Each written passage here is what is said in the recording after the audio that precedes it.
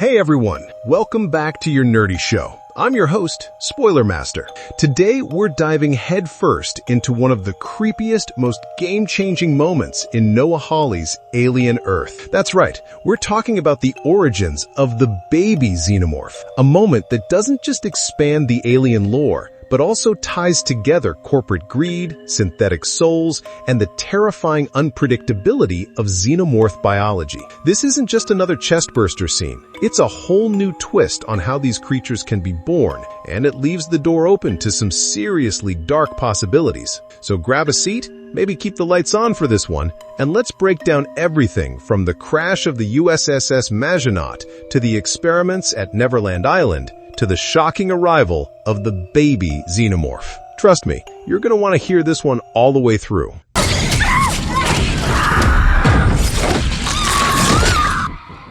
The Majinaut's crash, a perfect storm of chaos. Our story kicks off in the year 1220, aboard the USS Majinaut, a C-class ship owned by none other than Weyland-Yutani. Now, if you've been following alien lore, you know the drill. If Weyland-Yutani's name is stamped on a ship, it's basically cursed. And right from the beginning, Hawley plays with that classic alien DNA. Gritty hallways, flickering lights, a crew just waking from cryosleep, half groggy, half grumpy, joking over their crappy space rations. But this isn't just any space run. The Majinaut is carrying something that makes even its hardened crew uneasy. Alien specimens, including, you guessed it, facehuggers. These are stored in tanks in the lab, and the way the camera lingers on them, twitching ever so slightly, immediately sets off that "oh no" alarm in your brain. We meet Morrow, the ship's chief of security, and let's just say he's the kind of guy who always has to make the tough calls.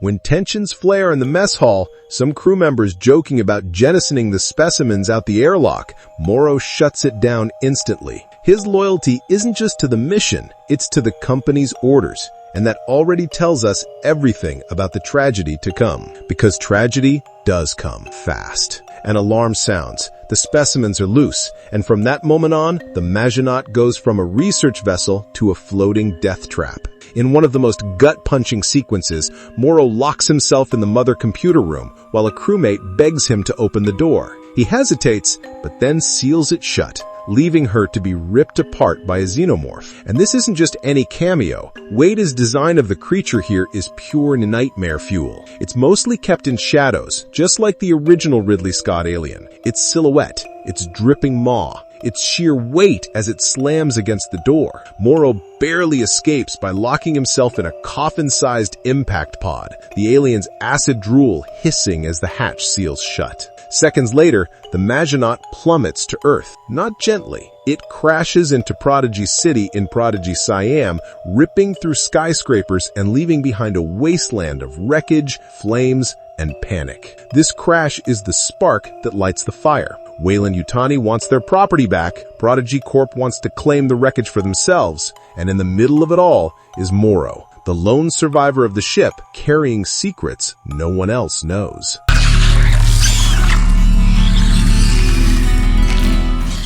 Neverland Island, the birth of Wendy. But while the chaos unfolds in space and cities burn, we cut away to something just as unsettling. Neverland Research Island, Prodigy Corporation's own twisted playground.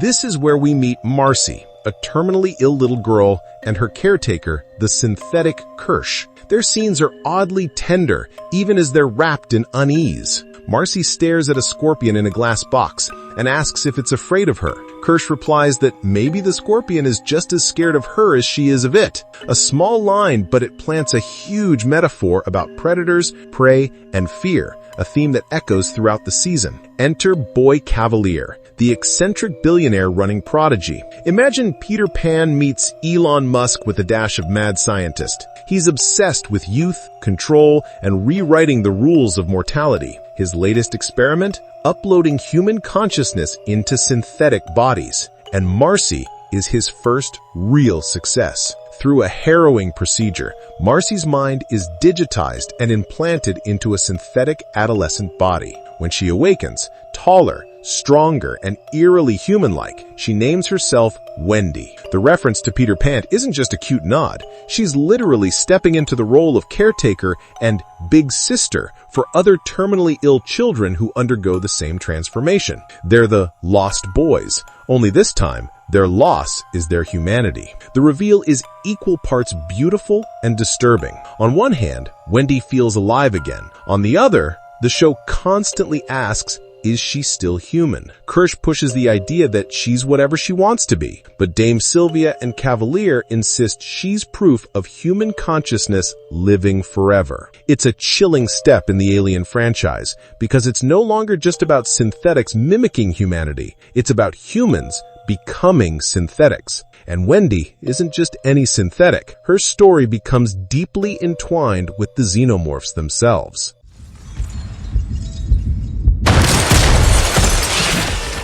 The Majinaut wreckage, a hive of horrors. Back in Prodigy City, Joe, Wendy's brother, joins Prodigy's military response team, sent to sweep through the crash site. The Majinaut isn't just wreckage anymore. It's a breeding ground of horrors. Soldiers stumble on bodies frozen mid-scream, labs with shattered containment tanks, and strange mosquito-like creatures that feed on blood. Morrow emerges here too, wandering like a ghost through the carnage, still haunted by what he saw. His survival only makes him more dangerous, because he knows exactly what kind of nightmare they're dealing with. Wendy, desperate to keep her brother safe, demands to join the mission. Armed with a makeshift sword, crafted from a paper cutter, a dark Peter Pan flourish, she, Kirsch, and the Lost Boys dive into the ruins of Prodigy City. From here, things escalate quickly.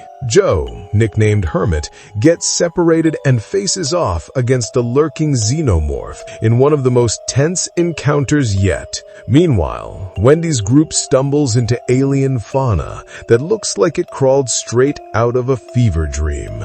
Plants that bleed, insects that drain blood, claw marks suggesting something far worse hiding nearby. And then comes the gut punch reunion. Wendy finally reveals to Hermit that she's Marcy. It's emotional, heartbreaking, and briefly, so human. But in classic alien fashion, the warmth doesn't last. A Xenomorph drags Joe off toward a nest of eggs, and from here, the show starts threading together its most tealing storyline yet.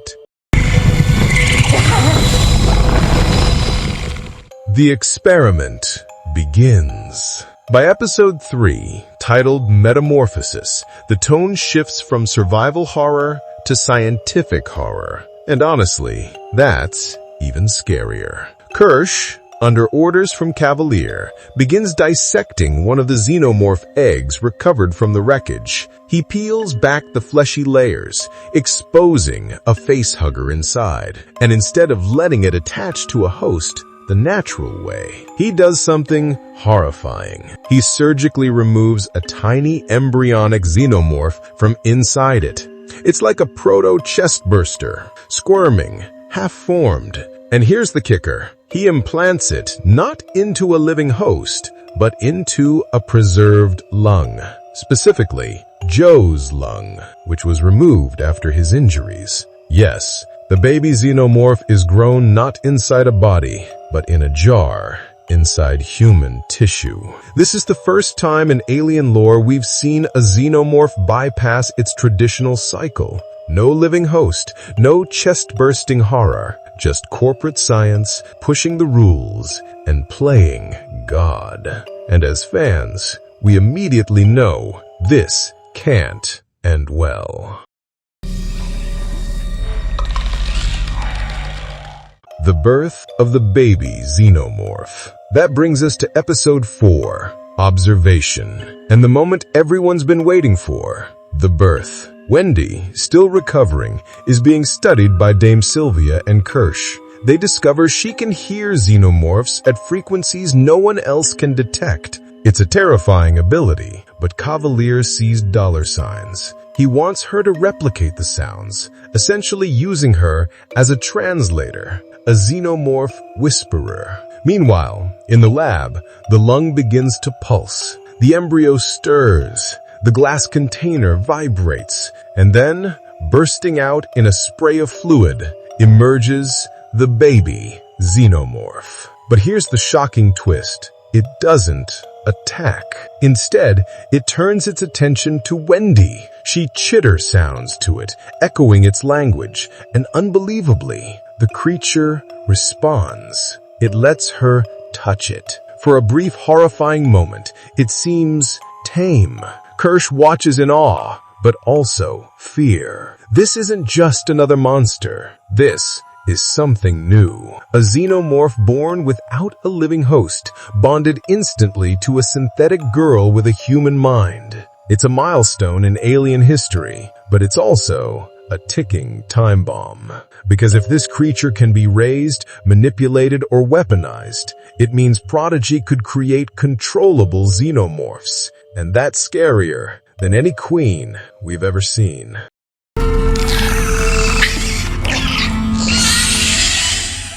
What it all means. So what does this all add up to? The baby xenomorph's origin isn't just a plot twist, it's a statement. Holly is showing us the consequences of unchecked ambition, whether it's Weyland Yutani or Boy Cavalier. He's also blurring the lines between human, synthetic, and alien in ways the franchise has never dared before. Think about it. Wendy, a human mind in a synthetic body, has a bond with a xenomorph that no human ever has. Is it because she's not fully human anymore? Or because the xenomorph, grown in artificial conditions, isn't fully alien? Either way, their connection could redefine the alien universe. Imagine if xenomorphs could be controlled, or worse, if they started to learn from humans. At the same time, the use of Joe's lung raises even darker questions. Could his body somehow reject the missing piece? Could another creature still grow inside him if they tried again?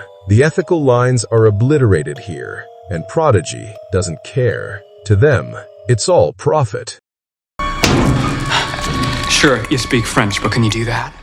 Our thoughts. So there you have it. The birth of the baby xenomorph explained. From the crash of the Majinaut to Wendy's rebirth on Neverland Island, to the twisted experiment that rewrote the rules of alien biology, this is easily one of the boldest additions to the franchise. And honestly, it's terrifying. Because if Alien has always been about survival against the ultimate predator, Alien Earth is about something worse. What happens when humans try to become the predators themselves? So what do you think? Is Wendy's bond with the baby xenomorph a blessing or a curse? Will Prodigy succeed in weaponizing these creatures, or will it all backfire in spectacular, acid-splattered fashion? Drop your theories in the comments. Hit that like button if you're loving these breakdowns, and don't forget to subscribe for more deep dives into Alien Earth. Until next time, watch the shadows.